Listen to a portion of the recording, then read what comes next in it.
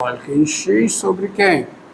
Sobre o quadrado do denominador, quadrado do cosseno hiperbólico em x.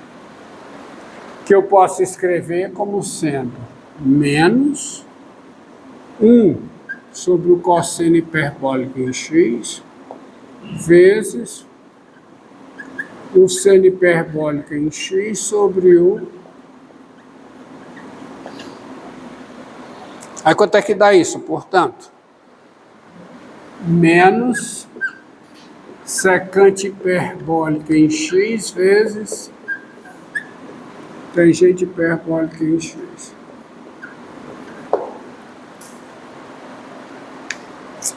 Então, também aqui, para todo x real. Então, qual é a conclusão a que eu chego?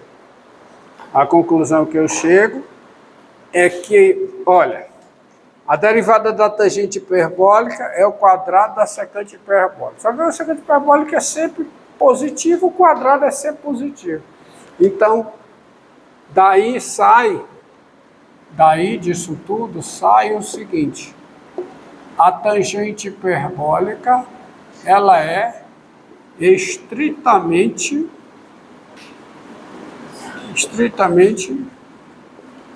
crescente aonde? Em R. A secante hiperbólica, ela é estritamente decrescente no intervalo zero fechado mais infinito. Por quê? Porque nesse intervalo ela é contínua e no seu interior ela é diferenciável e no seu interior a derivada é negativa. Porque para x negativo, ó,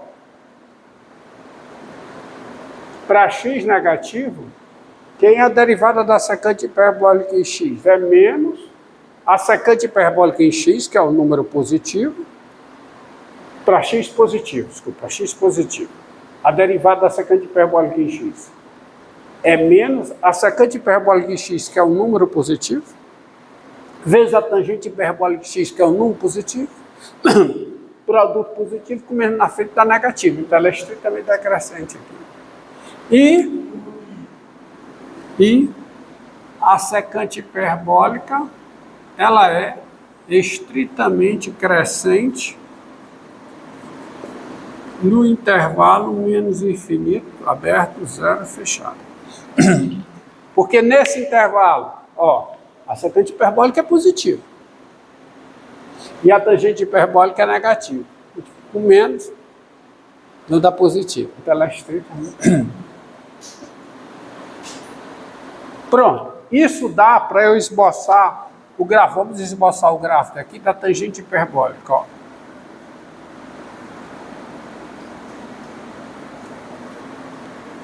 Olha o gráfico da tangente hiperbólica. Menos 1 não.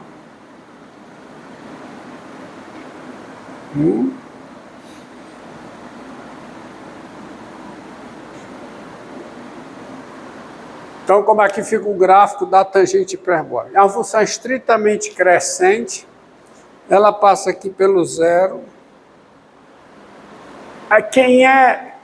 Qual é o valor da derivada da secante hiperbólica? Da secante hiperbólica, não. Da tangente hiperbólica no zero. A derivada.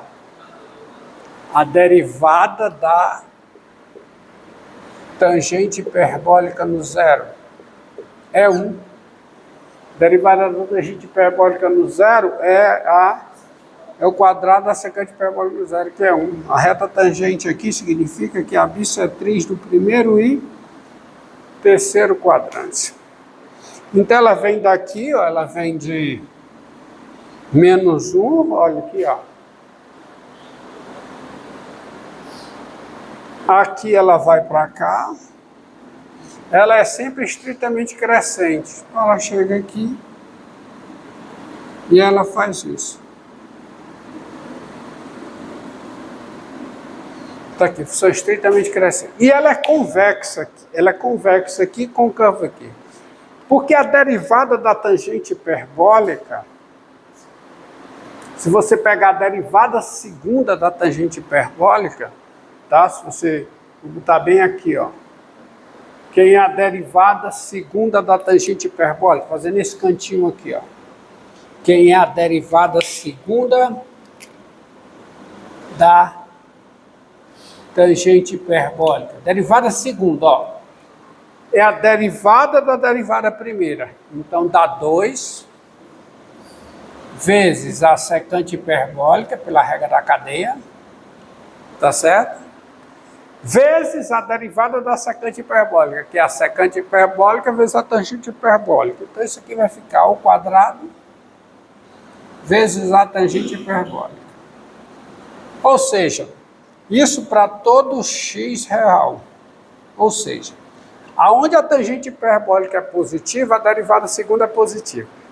Aonde a tangente hiperbólica é negativa, a derivada segunda da tangente hiperbólica é negativa. Portanto,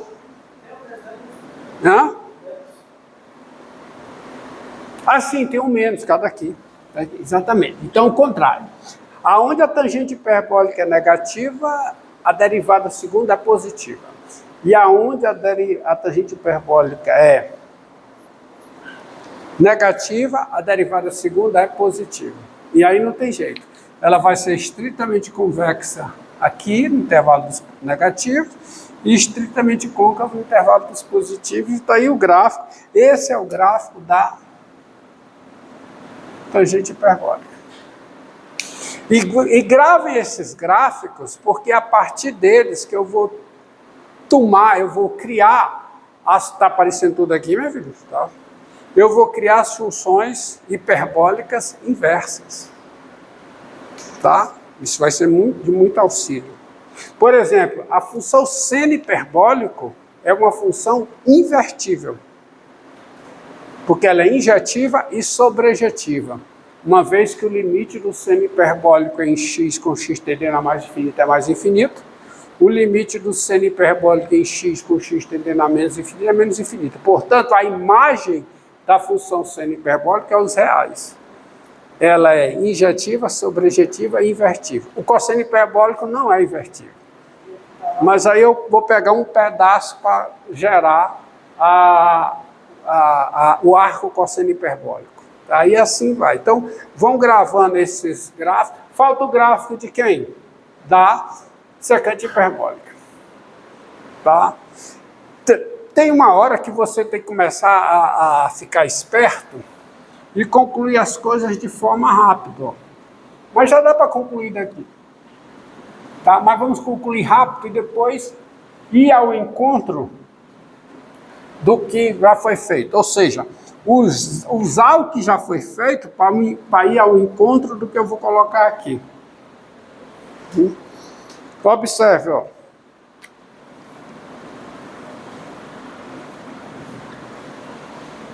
Olha aqui.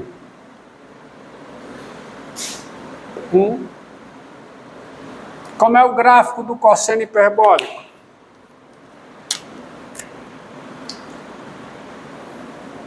Aí, o gráfico cosseno hiperbólico é assim. Então, como é que tem que ser o gráfico do seno hiperbólico? É o inverso, vai para zero, tem que ser assim.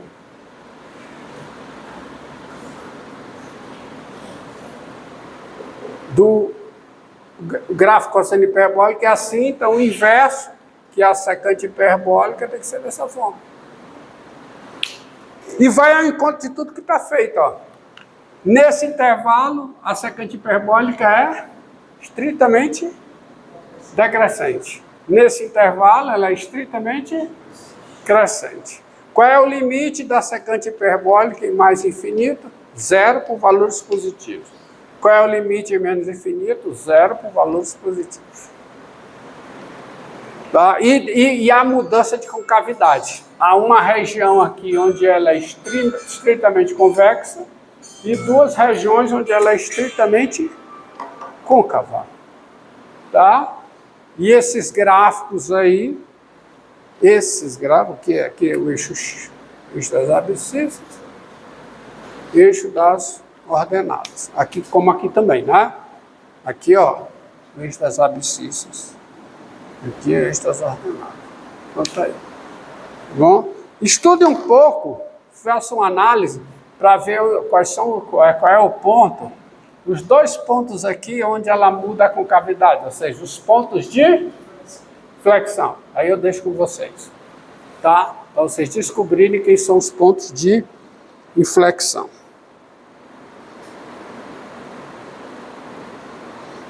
Tá? Os pontos da derivada segunda.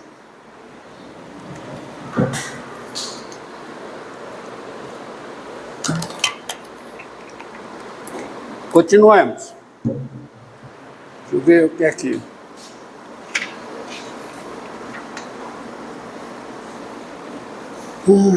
Se esqueci alguma coisa. Assim. Então, voltemos aqui. Dado x real, para todo x real, quanto equivale o cosseno hiperbólico ao quadrado em x, menos o seno hiperbólico ao quadrado em x. Isso é 1. Né? Vírgula. Logo, se você dividir pelo quadrado do cosseno hiperbólico, eu fico o quê? Não. Eu fico com 1. 1 menos o quadrado da tangente hiperbólica igual a quê? Secante hiperbólica ao quadrado. Então você tem. Aí essa fórmula, acrescentando o fato de que a derivada da tangente hiperbólica é a secante hiperbólica ao quadrado, e a derivada da secante hiperbólica é a secante hiperbólica vezes a tangente hiperbólica, me diz que os procedimentos para achar a integral indefinida de potência de tangente por potência de secante, com expoentes naturais, funcionam para achar integral de potência de tangente hiperbólica por potência de secante hiperbólica com expoentes naturais. Semelhante. Inclusive, integração por partes. Então, isso quer dizer a seguinte coisa.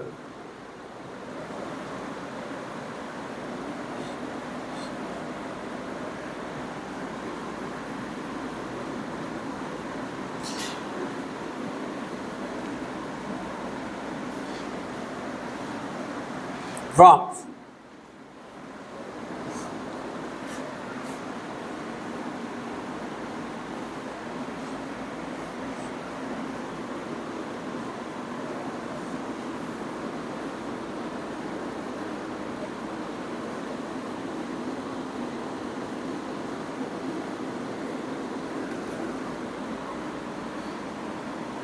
Ó, quem é integral, só lembrando, quem é integral indefinida,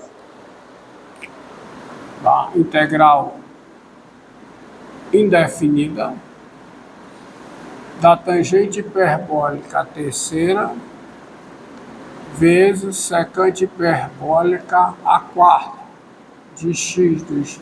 Quem é? Há dois modos de fazer, né? Separar a secante hiperbólica vezes a tangente hiperbólica, pode ser, ou então, né? Ou então escrever assim. Eu olho para cá e escrevo isso como sendo que tangente hiperbólica terceira em x, vezes o quê? Secante hiperbólica ao quadrado em x, vezes secante hiperbólica ao quadrado em x dx. Lembrando, procedimento aí, mano. Aí aqui, ó, eu transformo a secante hiperbólica ao quadrado em tangente hiperbólica ao quadrado, certo? Então isso aqui fica integral de quem? Da tangente hiperbólica terceira em x, vezes quem? Quem é a secante hiperbólica ao quadrado de x? É 1 menos a tangente hiperbólica ao quadrado em x. Vezes o quê? Secante hiperbólica ao quadrado em x. Aí qual é a mudança de variável? U igual a tangente hiperbólica em x. Daí, quem é du? Secante hiperbólica ao quadrado em x dx. E aí, com essa mudança, a sua integral virou integral polinomial. Fica a integral de quê? De U3 vezes U menos U2, integral em U. Isso aqui é o du, né? Tá? E a integral, certo? E a integral fica a integral de quê? U a terceira menos U a quinta. Mesmo procedimento, tá? Que é U a 4 sobre 4 menos U a sexta sobre 6, mais uma constante. Mas quem é U? Tangente hiperbólica. Então é a tangente hiperbólica a quarta de x sobre 4 menos o quê? A tangente hiperbólica a sexta de x sobre 6 mais uma constante. Inclusive, pessoal, vocês verão que com as hiperbólicas inversas, nós podemos fazer mudança de variável integral por substituição hiperbólica. Tá? Não tem a substituição trigonométrica que transforma integral algébrica em integral trigonométrica, né? Aí também tem a mudança hiperbólica, que pode transformar a integral algébrica em integração hiperbólica. Tá? Mas isso com o advento das funções hiperbólicas inversas. Tá certo? Nós veremos isso mais para frente. Tá? Tá aí. Então, veja uma coisa.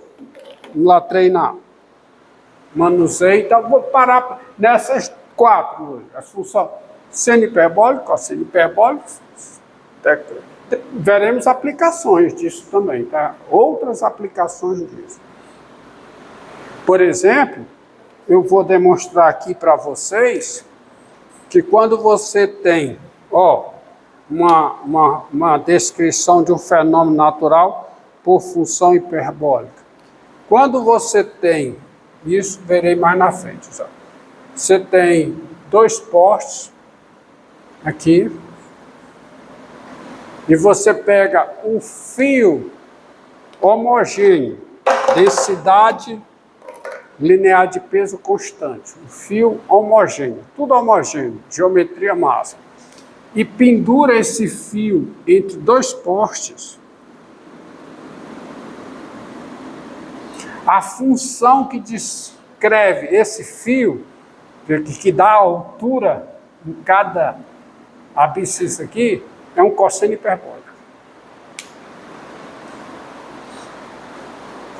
Tá? É uma das aplicações, uma das coisas que você... Não é uma parábola. Seria a hipérbole, né? Hã? Não, na hipérbole não. É um cosseno hiperbólico. Você está confundindo as coisas. Uma coisa que eu mostrei hoje é que para todo x real, o par cosseno hiperbólico de x, seno hiperbólico de x, pertence ao ramo direito da hipérbole equilátera, o 2 menos V2. Isso é outra coisa. Completamente diferente do que eu estou falando aqui. Tá? Isso não é um hipérbole, isso aí é um gráfico de um cosseno hiperbólico, a menos constante. Tá?